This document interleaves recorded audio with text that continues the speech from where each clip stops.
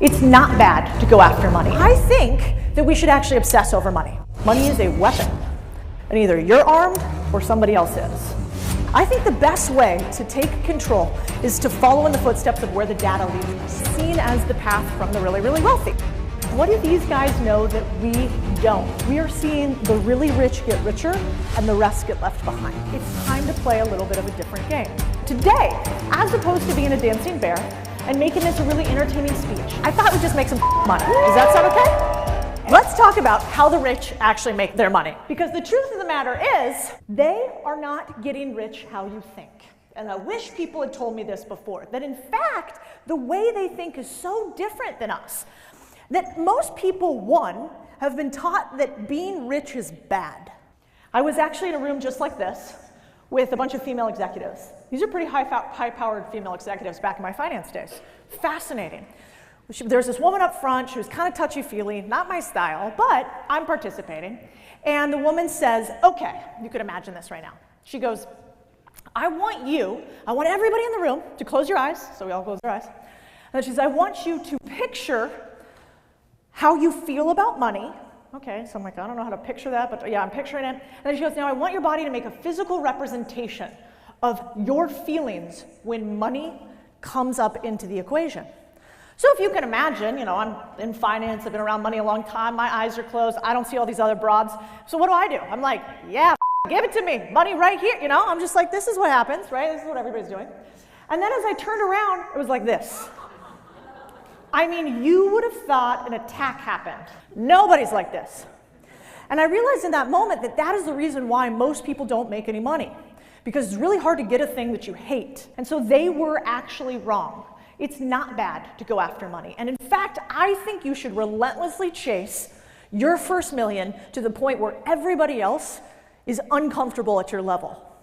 And the reason why is because it gets a lot easier after you've made your first zeros. After you've made a first couple of zeros, then you actually can afford life. I don't need money to show status.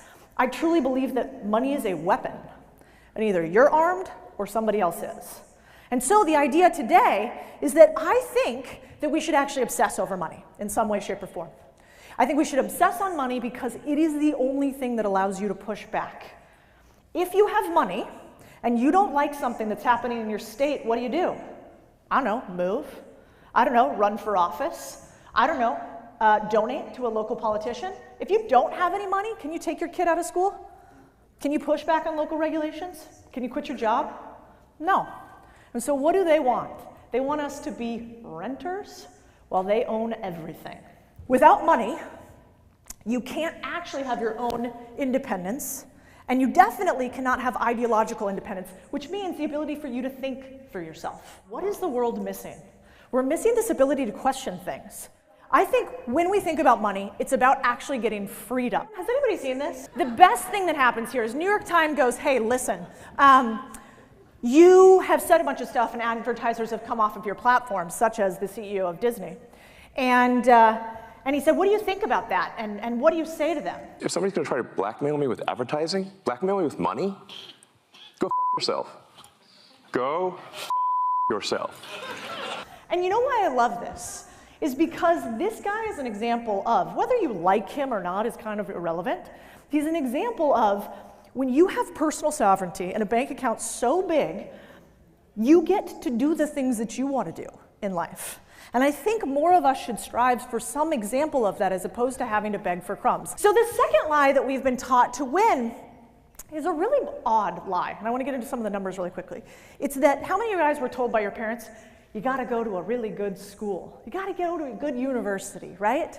And then maybe you got to get a really good job, right? And that's what I did too. I went to a good university, that's Georgetown. I went to Goldman Sachs and State Street and First Trust and all these companies with guys who have the side swoop in their hair like that. We're not friends anymore. Can't imagine why. And I really think that that's a wrong game to play in America today. That in fact, the university system is another reason that we are really broken. And let me show you why numerically. Look at this number right here, student loan debt and the amount that it is compared to, well, the fact that we all have to have a car, revolving consumer credit, meaning even credit cards, living day to day. So you're telling me one stint, 4 years, is worth almost double me having consumer credit debt overall? And then the government doesn't say, oh, hey, let me take from your parents' taxes, put it towards the university that you're going to go to. You still have to pay me. By the way, it's one of the only types of loans that you can't kick off with bankruptcy. And so instead of doing anything about that, what are we going to do instead as the government? We're going to give them $174.9 billion in just 1 year to their investment funds. These places aren't universities. What are they? They're hedge funds. They got swoopy-haired guys all over them. That's the only thing they do there. They don't actually teach anymore. They take our tax dollars, they put it into huge funds, and then they enslave our children. And if you don't think that's true, well, look at the numbers. Or look at the endowments in just the 27 largest funds. Then the last lie I think we were told, this one kills me. I made my millions by brewing my coffee at home, said nobody ever. You can't save your way to riches. Now, you need to have some sort of savings, and that is really, really important that you don't outspend yourself. But here's the next problem with that. Check this bad boy out. US Treasury. So what do you do when you save? Why would the government want you to put so much into dollars in your bank account to save? Because you're giving it to the government to go spend it at universities to basically enslave our youth and all of us and tell us what to do all day. And then there's something a little crazy that's going on lately, which is, well, it turns out the safest asset in the world, aka bonds, is one of the riskier assets in some ways. Why? Because on an inflation-adjusted basis, we're not actually beating inflation with the interest rate of the treasuries. And so this is just sort of the start of the things that we were taught all throughout our time learning money and learning how to make money that maybe we should question. Maybe we're in a cycle, or maybe this cycle is kind of continuous. There's 5 clear signs that we're accelerating. Look at the debt. We got $34.5 trillion, but let's put this in perspective here. Look at this number down at the bottom. $102,000 for every American today right now. The average American in the US makes $57,000 a year, but we owe $100,000 in debt. 20 years ago, it was $20,000. And if you just thought, Cody, I thought we were gonna make some money. Why are you over here stomping on my heart and dreams? Let's look at actually what's happening that's worse here. Now, this is kind of a confusing graph, but basically what this is showing you is that even though here, down at this bottom level, we had interest rates at 2021 and 2020, 2022 of incredibly low levels. We all should have been buying real estate with $0 interest rate loans. But last year, what did we do instead? We didn't do 50-year bonds like the savant of the financial system, Mexico. We instead continued to lend out at normal rates, which means something really bad for our society. It's that interest expenses are now the biggest payment our government expends. 76 cents on average of every dollar that we put towards our government is now going towards interest expense. If you were to go back and look at a dollar from, let's call it, I don't know, the 70s, your dollar would be worth 25% less. If you were to go back and look at it since 1913, your dollar today is all the way down here at the bottom. So those savings that you have, if you don't have them in cash flowing assets, what's happening? The government is eating away at your money every single day. And the real problem with this is both parties love spending money. They see your tax dollars come in and they see an opportunity to spend a little here and spend a little there so that they can get reelected from the state that seems at most in the middle right now. And we have to push back against this. Because the problem is, overall, you can't keep spending more than you earn. Total debt of the US government, $34.3 trillion. We have this huge bubble hanging over our head. And one of the best ways to push back against it is exactly what you are doing in this room here today. It is making sure that, sadly, you're one of the less than 30% of the population on average that owns assets. Because while everybody else's dollars get deflated away or inflated away, depending on your situation, you guys have assets that grow in value. The last part that kind of freaks me out But you guys know when you go to the bank to get a loan for whatever your new mortgage is going to be for your property, they kind of look and they go, this guy looks sketchy. What do you guys think? Kind of sketchy? The glasses, I don't know, he's got a button down, he's shaking his head no. That's how you know sketchy. And he goes, I'm the US government. I can keep, I'm rock solid, baby. Look at these New Balances. Just kidding, he doesn't have New Balances on. But and yet, what's happening with our US government debt?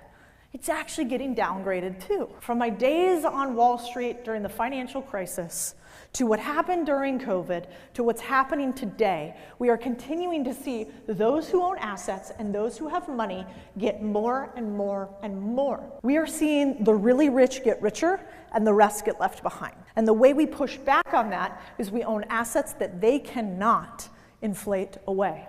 I think there is one good part about this today. And the good part is that these people on Capitol Hill, they forget that we're not dumb because this is going to impact ordinary people. And eventually we stop seeing red or blue and we start wanting some green because that makes our life a little bit easier. And so one of the hopes I have for you after we go through this next section to talk about how to make more money and better ways to do it is that you spread the gospel a little bit. So it's time to play a little bit of a different game. And I want to run through how I think about if a business is a good business to go into or if it's not. I'm going to use 6 examples. I'm going to use a 6-part strategy that works for me, and then you can apply it to any business that you want to. So this is the game the rich play today. And the best part about this game is that it happens across industry. Everybody know who these guys are? We got my buddy, Mr. himself. You guys know Elon Musk. Everybody knows Jeff Bezos, for sure. What about this guy in the middle? You guys know who this is? I hear him in a little bit. Designer, LVMH. Everybody's struggling, all Americans struggling to pronounce Bernard Arnault. Yeah, I feel you. Richest man in the world, right there. And most people in this room, we don't even know what he looks like. Why? Well, one, LVMH, Christian Dior, the biggest single conglomerate holder of fashion and luxury brands in the world. Does he look like a fashion mogul? You think he went out there and he's like, ooh, this one, I'm going to buy that. This is this season. Absolutely not. This motherfucker bought those businesses for pennies on the dollar, and he did it with the exact same strategy we talk about ad nauseum. Because even though these guys on screen are geniuses and built big companies, if you pull back the hood, underneath the build was a big portion of buy.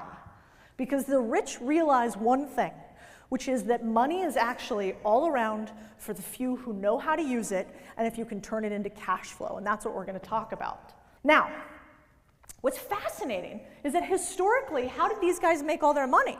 How did Elon Musk become one of the richest men in the world, at sometimes the richest man in the world? Public stocks, right? So back in the day, when these guys were going public, which we don't even have on this chart, that's how you made your money. You built a company, you burned a lot of people's money, you made it kind of profitable or had a huge market share, then you went public, us retail investors got in, you got to take a big payday on it, or you got to take what's called a securitized loan, which is a loan on your stocks, right?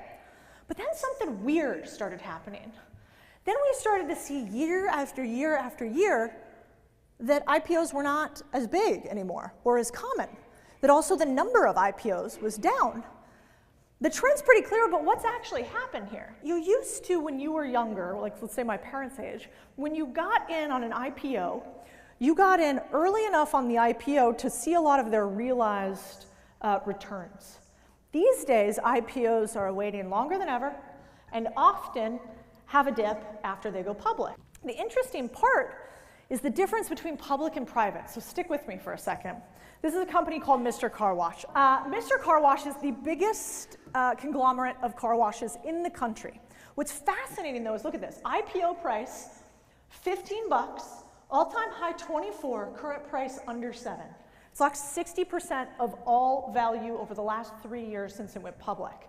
What's fascinating about this though is that if you actually went to look at the difference between the two, Mr. Car Wash was traded 4 times by private equity firms before it went public. Every single private equity firm before it went public made money. Then the company went public, we came in as normal investors, we meaning all of us, and what happened? We lost 60% of the value. But when you've stripped out hundreds and hundreds of millions of dollars in value. Before it gets to the retail investors, it's really hard to recoup that. So what you're starting to see is if you were sneaky and behind the scenes and didn't trust anybody, like I don't, you would go and you would look at where those university endowments are investing these days. Remember those guys? You guys think they have more IPOs and public stocks on their balance sheet now, or more private companies? Do you think the trend is moving more and more like this, or the other way around? The fascinating part is our government actually doesn't want normal people doing private investments. Why? Because they think you're dumb. So you're not allowed to invest unless you're an accredited investor. So increasingly, we have another way where the big guys get to earn and we don't. The other thing about private investments is control, less attention, less short-term trades, but not only that, the returns are different. So in private markets, you make about 11% per year. Now, obviously, up and down markets, no guarantee of results. These are totally performative because an average of everything is not that useful, but versus public market returns. So over time, what you're basically seeing, you're seeing a huge delta between what the average person gets and what the institutional investor gets. There's very few markets where you can play a game the same as institutional investors. You guys, I have a friend, he's a partner at a company called Sequoia, one of the biggest venture capital firms out there, right? I remember I called him up one day because we were doing some investing in something. I asked his opinion. I said, what's the hardest part for you right now? Here's my hard part. And I go, is it the raising the capital? And he said, no, of course not. Kind of like that to me. And I was like, oh yeah, of course not. Me neither. I don't know what you're talking about. And I said, why is that not a problem for you? And he said, money is such a commodity that we only take dollars from nonprofits. If you want to go invest at Sequoia and you're a for-profit business, they go, F off. No thanks, don't want you. Because they've realized that the hardest part is getting the deals. The hardest part is not funding them. And yet all of us were told the opposite. I can't do a deal because I don't have enough money. If I only had more money, I could do this. And yet that tends to not be the case. And so you're increasingly seeing some of, let's say, the biggest, sexiest industries out there. Everybody likes AI, right? But if you look at the interest in private investment in the AI space, since it started to take off, you'll realize that the AI hype is here. $92 billion in private investments. How many of those companies have gone public? So think about this for a second. The things that make the most money, we don't get unless we start them when they're private. So we have to ask ourselves, what do these guys know that we don't? They know that they want to get their hand on ownership of the assets as opposed to wait for a company to go public after all of the equity has been stripped away from the company and all of the value has stripped away from the company. So I thought I'd go really quickly through my process for looking at, do I like a company and a sector, do I not? Most businesses fail. We all know this, right? How many businesses fail in the first year of business? 90%. Again, average number. Most businesses do not make it past a year. How many businesses ever hit $1 million in sales? 10% of businesses. How many businesses ever hit $10 million in sales? 0.4%. So if you have an 8-figure business, take a little bow, you're incredibly rare. So the question then becomes, if most people fail, why? I think a lot of people fail because they pick industries that are missing 6 key components. So we're going to use these examples as a way to walk through them. I like something called the profit triad. It's what I've used to acquire a portfolio worth now hundreds of millions of dollars with tens of companies inside of them. And here's how it works. You basically need 3 things. You need a business that has a high percentage likelihood of success based on prior history. You need one that has a high profit margin, and then you need one that is less risky. I want to try to spend as little money up front to have the highest ROI as I can in the future. So the reason why most people fail is because they're playing the wrong game. They're trying to get jacked and look cool, and yet they're playing pickleball, you know?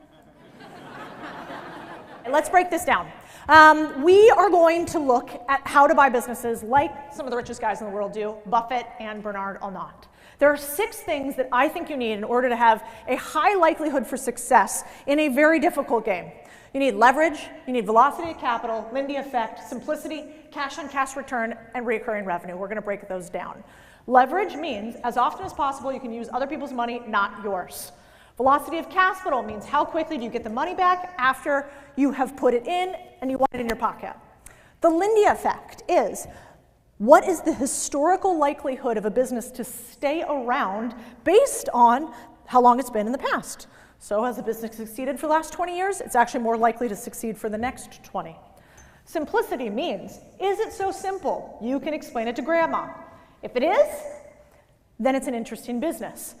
And last is, if you spend money, how quickly can you get that money back in your pocket in a way that you can actually re-put back into the business, not just for you to take home in salary. Then we've got recurring revenue, which basically means, do I have to keep working for every single dollar?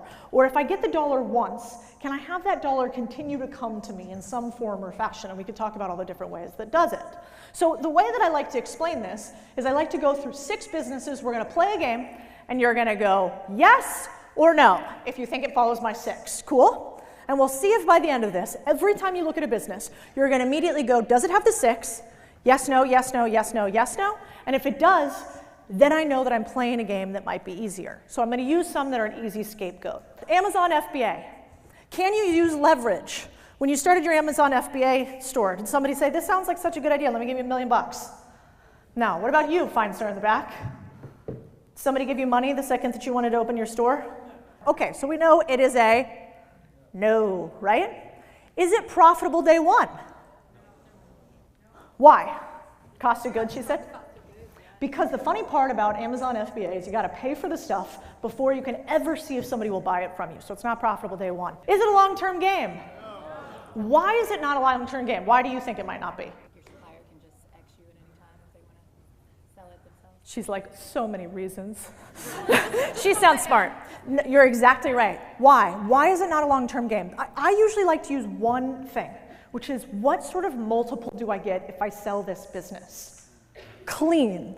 I want the highest multiple I can get for my business. But she gave you a bunch of insider stats information, which was, if you own a car wash, is Cody competing with the Jeff Bezoses of the world from My Car Wash located in Lubbock, Texas? No. I could probably handle those guys. If you're playing with FBA, you've got a huge group of people to compete against. Guess who else you have to compete against? Motherfucking Jeff Bezos, because that guy likes to white label products and sell against you. Not a long-term game. Is it simple? What do you think? They're like, we hate all businesses. I actually say yes. And here's why I say yes. This is a simple business because you don't have to create the product, right? Somebody else does. There's a ton of data out there to tell you if the product could potentially work or not. You don't actually have to take inventory of the product. You don't have to have a warehouse for the product yourself. You can do that all third party, so actually simple business. Can it replace your salary? Yes, she looks rich. It can definitely replace your salary. Lots of people make millions of dollars with Amazon FBA. Now, can you build once and sell many times? What do you guys think? If it's consumables. So the answer to this one is you can't sell it many times. But you can do exactly what she said, which is you can have subscriptions and you can have recurring revenue, but you can't have a SaaS product that you create at once and you have no additional value, no additional spend on top of it for every client that you get. All right, the next one that I want to go through, affiliate model. Anybody in here run an affiliate business? Everybody's like, absolutely not. Anybody run one? Okay. If you're brave, you can shout it out later. Let's run through this process. Affiliate, can you use leverage? The answer is no. Why? Do you guys know what an affiliate business is? Okay, so an affiliate business is basically when you go out in that room outside these doors, you see a bunch of vendors, right? Do you think Rob lets those vendors there because he's a nice guy? Kind of. He probably takes a cut. I don't know, but I'm guessing, Rob. Every single one of those vendors outside is an affiliate. Rob doesn't have to create the product. He finds best-in-class people who are already doing this separate thing, and then he might get a cut one way or another if that thing works for you. The problem is they're definitely not going to give Rob money to start his business, right? So no leverage. Could it be profitable on day one? What do you guys think? You say yes. I say no. Let me tell you why. Because with an affiliate model, there's a game called volume. So unless you are all yacht buyers, and Rob somehow is representing yachts, what's your average affiliate commission? 20 to 30%. Okay. So, imagine he's selling something that's $50. How many of those are you going to have to sell? You're going to have a big volume game, which I say is why it's not profitable on day one. The other reason is, if you're going to do an affiliate game, you got to have some foundation to set on top of it. Now, is it a long-term game in affiliates? What do we think? You say yes. A couple reasons why. This is really interesting. Actually, we have this later on in the slide deck. I'll give you this. It's an affiliate calculator, so you could figure out how much money you might make depending on X and Y and Z. What you can basically see in the affiliate calculator is what the average affiliate makes. Most websites get about somewhere between 1 and 100 visitors per day that do affiliate sales. That means your yearly income, the average affiliate marketer makes $27,000 a year, not a ton, and the average yearly income off of a website is this. Now, why might that mean that this is not a long-term game? The reason why is because, have you guys played around on Google yet? Have you guys been using ChatGPT maybe, or Perplexity, or other sites in order to get your answers? So essentially, anybody who has built an online affiliate-based website business, what are they going to have happen? They're going to have the same thing that happened in New York Times, which is their entire database scraped, pulled up to Perplexity, and 0 affiliate commissions given, which is happening all over the industry. Now, is it simple? Yeah, you're selling somebody else's product. It's linked. It's a pretty simple business. You could connect it straight to your bank account. Could it replace your salary? Hard. We just saw $1,800, $27,000 a year on average. Difficult to do. Can you build once and sell many? Yes, you definitely can, because Rob has 0 fulfillment. So what do we think? We've basically seen 2 models here. And what happens, I think, with a lot of people on the internet is we see the 1%. How many of you guys have seen those 24-year-olds on the internet in front of their Bentley, like with a 6-pack abs, somehow selling you drop shipping? Anybody else seen that? Yeah, they're like, I made all my money by selling you courses. And the problem is, I think, if we know how to look at the 6 levers, we can really quickly tell if a business makes sense for us or not. So we're going to rapid fire through one more. I'm going to skip agencies here. And I'm going to go through one that's near and dear to your heart. We're going to go through business buying, and then we're going to go through real estate. I like Airbnb in a way that I don't like real estate, and let me tell you why. So, when it comes to buying a business, what do I want? I want to be able to use leverage.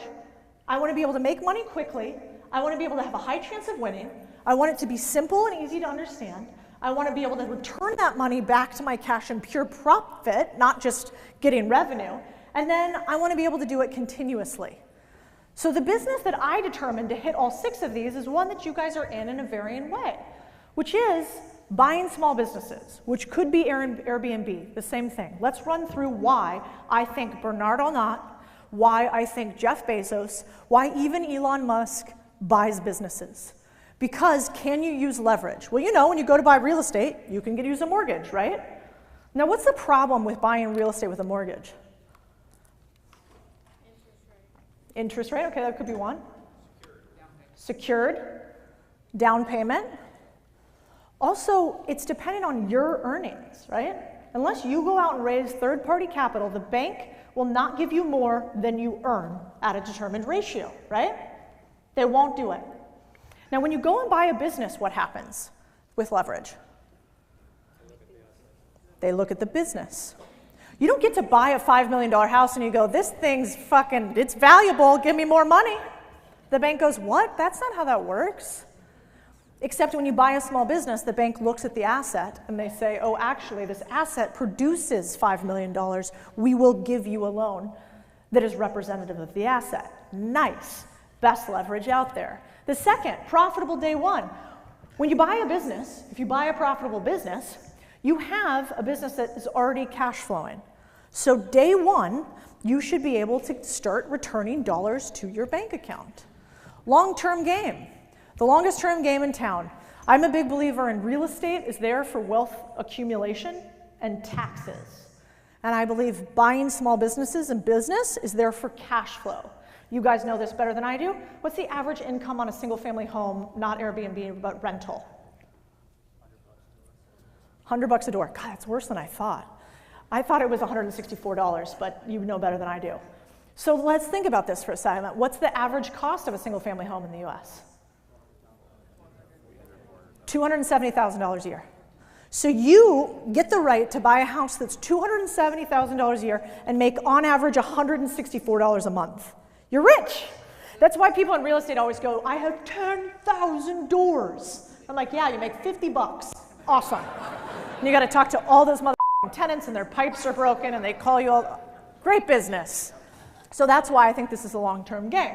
Now, the counter-argument to real estate could be, how many times do you have a house that you buy for $400,000 and then one day the house is like, well, it's only worth 50 bucks now. Doesn't happen that often. Whereas a business can go to zero, so you got to be honest about both sides. That's why I think the game is played really well together. You have something that has more volatility in cash flow. You have something that has taxes and preservation and accumulation of wealth. Now, is it simple? Depends. If you're going to go out and you're going to compete with Jeff Bezos and some of these big boys, I don't buy SaaS companies on average for a reason. Complicated business, really hard to make a lot of capital on. But do you guys think that you can understand a laundromat in which somebody comes in, puts in a quarter, gets out some clean clothes, puts it in a dryer, gives me another quarter? Pretty straightforward business. And yet those sexy, sexy businesses all around us are the ones that everybody thinks make no money. Can it replace your salary? Obviously, the biggest companies in the world all have the ability to replace a salary.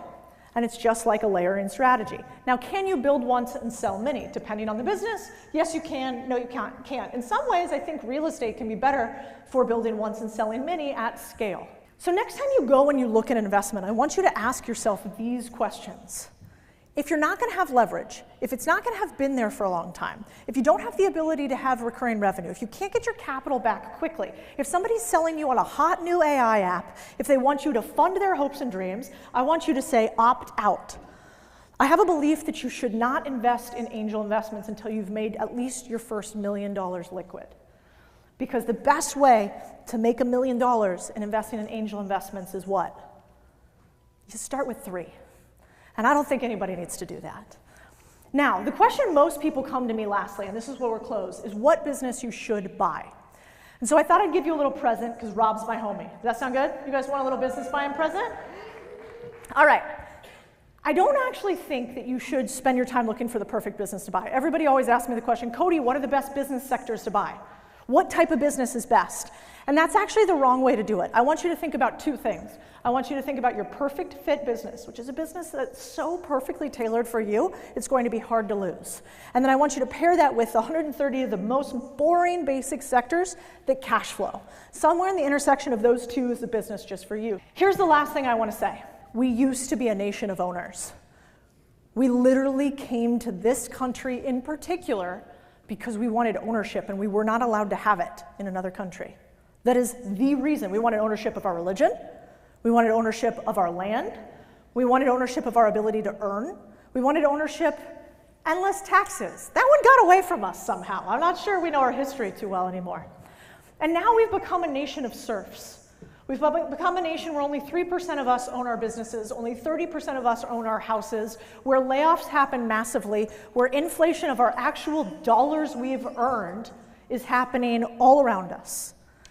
It's a huge problem that I think you guys are the answer to solving. At the top of our Contrarian Creed, we have one line. I have 13 lessons in my Contrarian Thinking Creed because I don't believe in luck. And the first one is this, that those who say it can't be done should get out of the way of those of us doing it. And I know you guys have had a moment like I've had. Maybe you've had one here this weekend where you're like even the baddest that you've ever met has a sleepless night, has lost money, doesn't believe that they can actually achieve the things that they want to achieve, doesn't feel good enough, doesn't feel worthwhile, and probably has had a dark night, like my father talks about, where they kind of feel like nothing will work, where they're concerned that what they've gotten themselves into is so bad, there's no way out. He calls it the head in the hands in the dark of the night, sitting alone with no idea of what to do next. Have you guys ever felt that? And I remember when I called him on one of those nights, he said that line to me. And then he said, until you have had a moment like this, you were just pretending you were never even in the game. And I want you to remember that because I think it's going to get hard. And I want you to remember something that, if you can just allow me for this second, something that my mother always tells me, which is, you know, when I was younger, I was a little shithead, you know, I was a little atheist, and I kind of like, she was like, come to church, and I was like, no, you know. And then as I've gotten older, and we've lost people, and we've gotten sick, and we've seen reality all around us, a little bit of God crept in, you know. And she always reminds me of two things: that when you're worrying, you're practicing atheism, and that when it gets really hard, it's because somebody thinks you're capable of it. And so I hope that you feel a truth that I know to be true from seeing hundreds of thousands of you all across this country, that if you're already in a room like this, on a Friday, on Labor Day weekend, with no f***ing windows, in Houston, what are we doing here?